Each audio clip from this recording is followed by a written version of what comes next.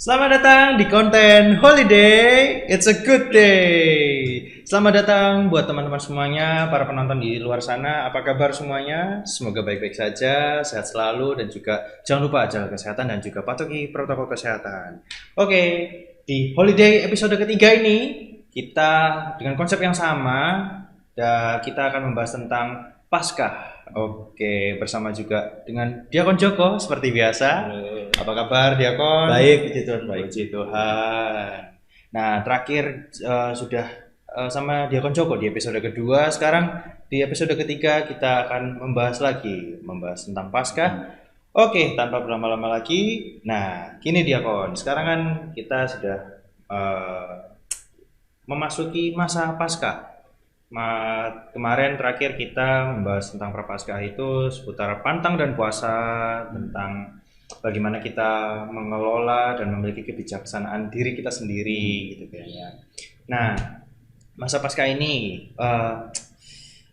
kita mengingatnya atau kita mengimaninya itu bahwa Yesus disalib menebus dosa-dosa umat manusia.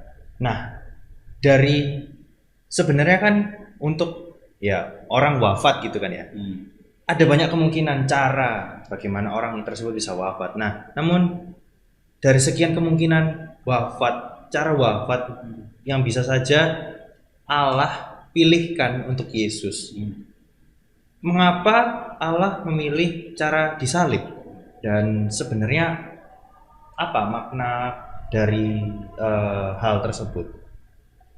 Oh iya, gini Hugo, bahwa pertama-tama yang perlu kita ingat dan perlu kita imani bahwa rencana Allah sejak awal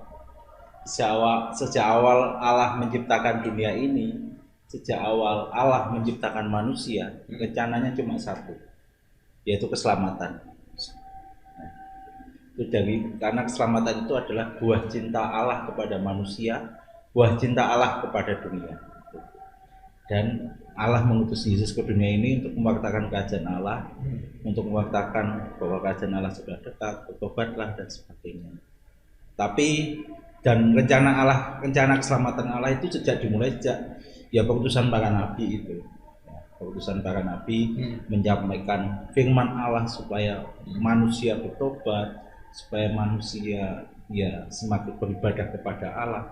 Tapi itu semua ya karena manusia sudah jatuh dalam dosa, ya sulit. Maksudnya dalam arti bukan sulit sih. Manusia belum mampu untuk bertobat.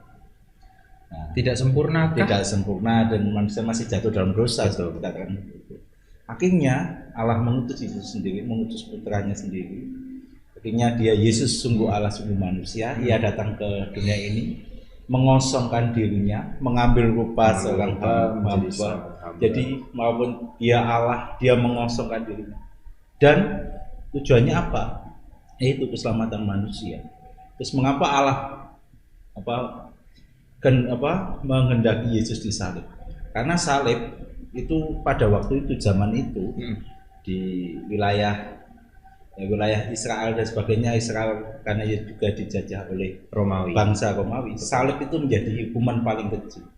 Artinya Tuhan Yesus sendiri menyelamatkan manusia, menebus dosa manusia itu ya tadi yang saya katakan, mengambil rupa seorang hamba, mengambil rupa manusia. Dia solidaritas dengan manusia, kehidupan manusia. Bahkan pada suatu hal yang paling kecil pun dia ambil. Kan ketika Yesus lahir dunia, dia sudah memilih lahirnya itu bukan di tempat penginapan, suatu yang enak, nyaman dan sebagainya, tapi dia memilih kandang. Jadi Yesus sendiri hadir ke dunia ini, ya mengambil rupa seorang hamba, memilih sesuatu yang paling hina pun dia rela. Jadi pada waktu itu memang salib menjadi hukuman paling kecil. Konteks pada waktu itu, hukuman pada waktu itu. Kalau mungkin pada saat itu ada hukuman yang paling keji dari salib, mungkin Yesus juga pakai hukuman itu, bukan disalib. Jadi Yesus itu menyelamatkan manusia dengan menunjukkan pengorbanan dirinya sampai apa ya, sebesar-besarnya keseluruhan dirinya sampai Total. itu totalitasnya itu karena cinta kepada manusia dengan cara disalib. Cara wafatnya itu untuk penebusan dosa manusia. Jadi ketika Yesus wafat, dia masuk ke dunia orang mati, dia mengangkat orang yang sudah meninggal, menebus orang yang sudah meninggal pada waktu sebelum Yesus itu, dan menebus dosa kita semua itu. Ya, karena bukti cinta Allah kepada manusia, ingin keselamatan. Tujuannya pertama-tama itu. Jadi wafat dan kebangkitan Yesus Paskah yang kita rayakan ini adalah bukti cinta Allah kepada manusia. Allah yang mengorbankan dirinya, akhirnya bangkit dengan jaya untuk siapa? Ya, untuk kita, untuk manusia, penebusan dosa kita. Dan kita perlu mensyukuri itu, bahwa kita yang jatuh dalam dosa, kita yang kadang-kala melupakan Allah, kita jauh dari Allah, tapi Allah sungguh mencintai kita. Dan terlebih kita yang sudah dibaptis, kita sudah punya jaminan akan keselamatan itu. Ya. Jadi sungguh sungguh luar biasa rahmat Allah bagi kita orang Kristiani, bahwa Allah sungguh mengasihi kita. Bahwa sebenarnya Allah memilih cara disalib bagi Yesus untuk penebusan dosa manusia. Itu maknanya sebenarnya bukan masalah kayak itu memang sesuai dengan zamannya waktu itu. Hukuman paling keji itu adalah disalib, tapi maknanya adalah itu tadi, keselamatan. Ya, selamatan. Sebuah totalitas yang paling, cinta Allah kepada manusia. Yang paling sakit pun hukumannya ya itu. Nah, dipilih untuk itu tujuannya penebusan dosa manusia. Bukti cinta Allah yang sungguh total. Karena dengan peristiwa salib sebenarnya yang harus dihukum itu kita, manusia yang dosa. Karena ya kita sendiri yang membuat dosa. Tapi dia mau yang bertanggung jawab atas kita semua. Gitu. Allah malah kita sebenarnya misalnya gambarannya seperti ini. Kita yang berhutang kepada Allah, hutang kita besar banyak.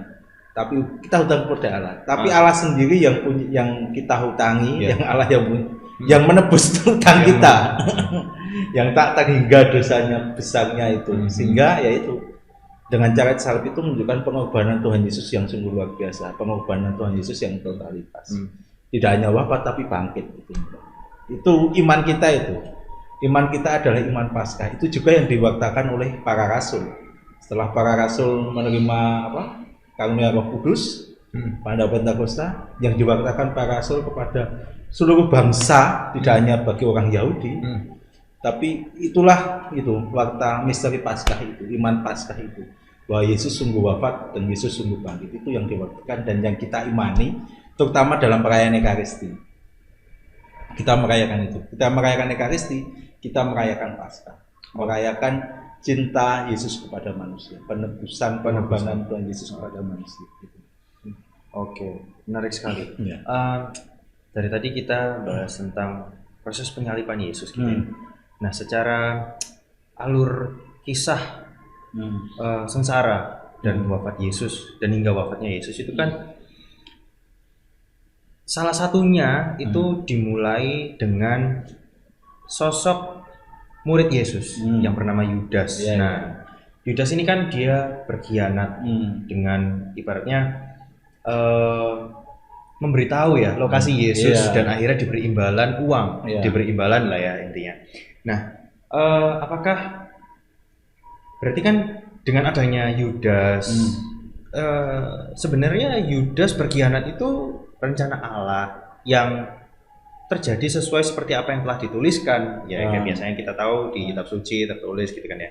Apakah Yudas itu benar-benar bersalah? Ibaratnya gini, mungkin kayak kalau dalam film-film superhero gitu kan ya, ada kejahatan dulu, kemudian ada sang penyelamat, ada superhero-nya gitu kan ya. Nah, mungkin sedikit konteksnya berbeda. Mungkin contohnya seperti itu, namun bisa dipahami agak mirip-mirip lah ya. Nah, apakah itu tuh Yudas memang benar-benar bersalah, bisa dikatakan bersalah, dan mungkin apakah rencana Allah itu demikian? Nah, jadi gini, bahwa rencana Allah itu tetap satu, keselamatan. Hmm. Dan apa caranya Allah itu sungguh luar biasa ya, bentuk bentuk Yesus, pengobanan Yesus di kayu salib, menderita memangku salib sampai wafat di salib.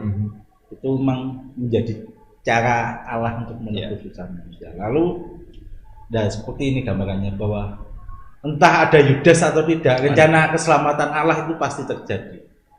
Gitu. Entah harus ada dalam kisah pada waktu itu, entah Yudas itu berbuat demikian atau tidak, rencana keselamatan tetap terjadi. Artinya pada waktu itu kan para murid sebenarnya itu gagal paham dengan Yesus. Betul, ya. Kurang mengenal Tuhan Yesus memang. Tidak hanya Yudas. Ya, nggak hanya Yudas, para murid ada yang lain Petrus. Ya, belum mengenal Yesus 100% bahwa Yesus itu Mesias pertama-tama. Ya, betul. Ya. Karena Yesus adalah sosok yang luar biasa pada waktu itu, tokoh besar lah, karena dia kemanapun banyak orang mengikuti. Ya, bagi mereka kan, mereka menganggap Yesus itu ya sebagai seorang, wah ini tokoh yang luar biasa. Mungkin gambaran mereka pada waktu itu kan sedang masa penjajahan. Baratnya mereka mengira bahwa Yesus itu apa ya?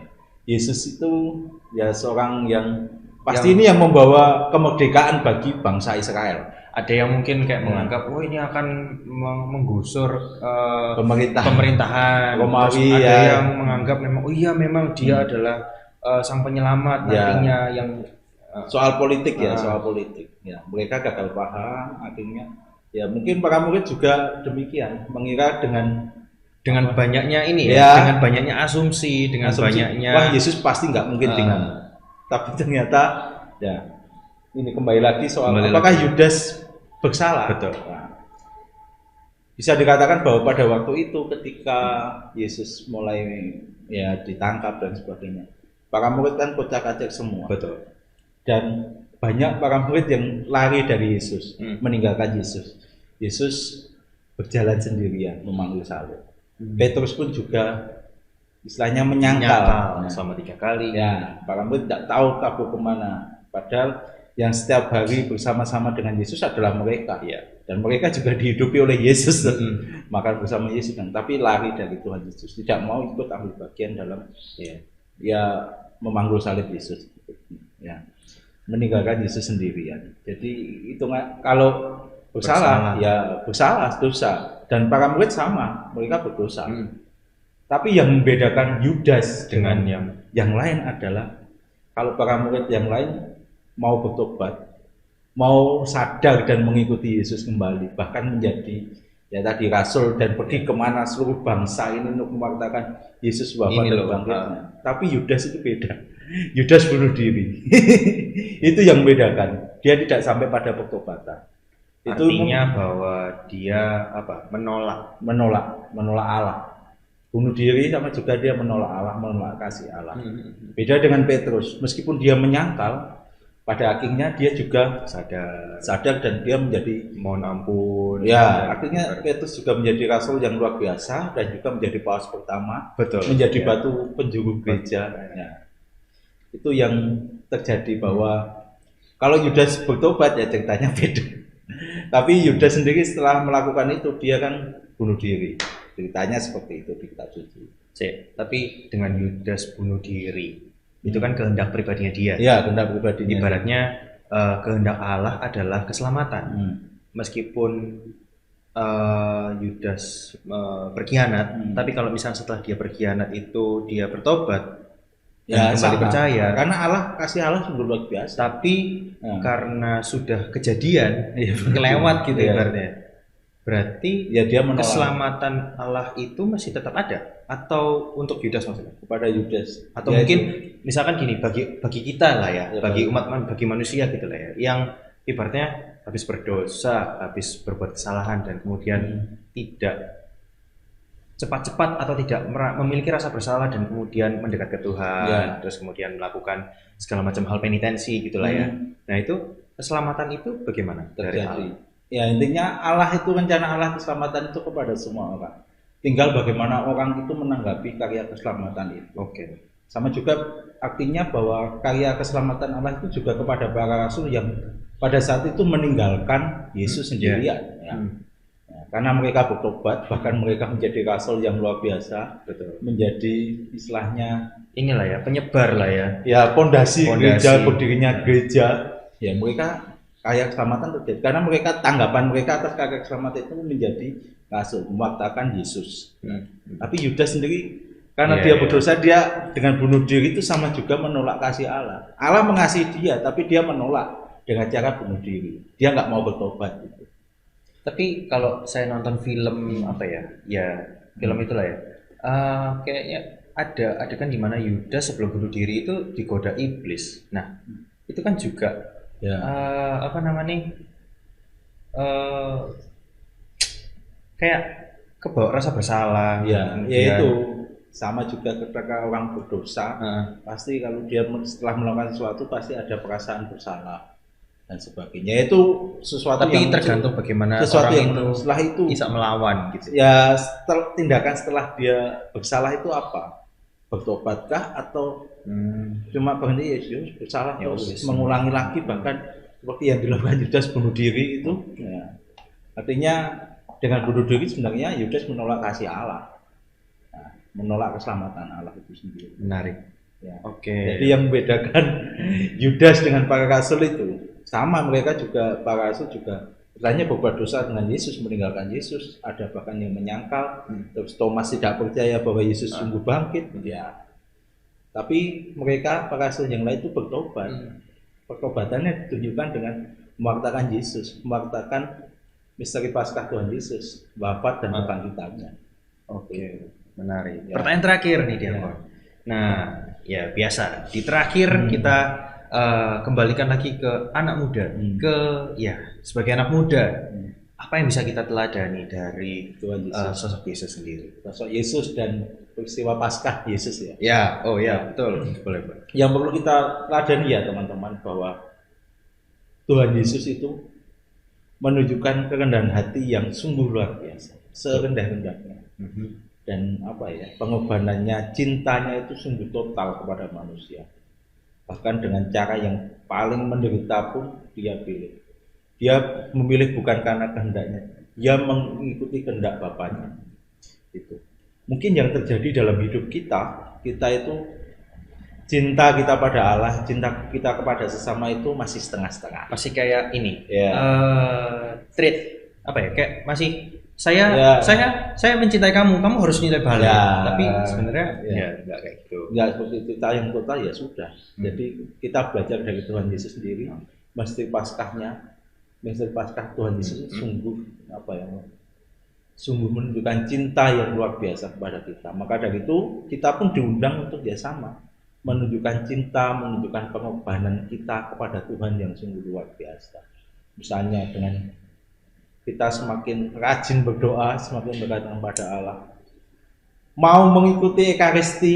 Misalkan gini, kalau Ya. misalkan di kita perkumpulan OMK Ya. gitu ya, ada yang keliru sedikit gitu ya, enggak yang disudutkan, tapi oh iya nggak apa-apa, kita belajar lagi, Ya. kita sama-sama. Seperti Ini itu. tempatnya salah, manusia memang tempatnya salah, jadi kita yuk nggak apa-apa belajar lagi gitu. Atau misalkan apa ya anak-anak muda gitu, kalau misalkan udah kelewatan, udah kayak ternyata dia nggak ikut lagi OMK, diajak terus habis itu ya Ya demikian, itu bentuk cinta pengorbanan kita pada gereja, kepada persekutuan kita sebagai umat Allah. Misalnya tadi yang dikatakan Hugo, aktif di OMK, Yes. semakin aktif di OMK. Terus ya mau menyempatkan waktu kita untuk hadir dalam pertemuan OMK, terutama juga menyempatkan waktu kita, memberikan waktu kita untuk hadir dalam perayaan Ekaristi. Dengan ya, keseluruhan diri kita hadir secara penuh, pikiran tidak melayang-layang kemana, misalnya badan di kapel ini, badan di gereja ini ikut perayaan Ekaristi, tapi pikiran kita di tempat lain. Jadi hadir secara penuh itu sudah menunjukkan pengorbanan, cinta kita kepada Allah. Lalu cinta kita kepada sesama, yang tadi bahwa kita mau semakin berbakti kepada orang tua kita, tidak menjadi beban keluarga, tidak menjadi beban keluarga, tapi kita mau memberikan sesuatu yang baik, memberikan diri kita kepada keluarga kita. Lebih Misalnya perjuangan kita kuliah, perjuangan kita sekolah, perjuangan kita bekerja, itu yang kita tunjukkan. Itu menunjukkan pengorbanan yang sungguh baik, cinta kita pada keluarga. Misalnya dengan komunitas kita di OMK, kita mau hadir secara penuh, ikut ambil bagian dalam gerak langkah OMK, ya, kegiatan OMK, lalu di masyarakat pun, dan tentang kita mau menunjukkan kasih kita kepada sesama, itu yang bisa kita teladani dari hidup Yesus sendiri. Dari bahkan mungkin sesuatu yang paling menderita pun kita pilih, harus kita rela, ya, mau menderita, mau apa ya, tidak milih cara instan dalam kehidupan ini, tapi kita benar-benar berkorban untuk sesama. Itu yang bisa kita teladani dari Tuhan Yesus sendiri, yang sungguh mencintai kita dengan cara salibnya, dan dia tidak hanya wafat tapi bangkit, menunjukkan sesuatu yang sungguh indah, bahwa kita sungguh dicintai Allah meskipun kita orangnya seperti ini. Ya, itu Hugo dari saya. Baiklah, menarik sekali konten episode ketiga ini. Oke, cukup dulu konten holiday episode ketiga ini, tema Paskah bersama Diakon Joko. Terima kasih buat teman-teman semuanya yang sudah nonton. Terima kasih juga udah stay tune di channel kita dan juga di konten holiday ini. Oke, see you di holiday episode selanjutnya. Bye bye.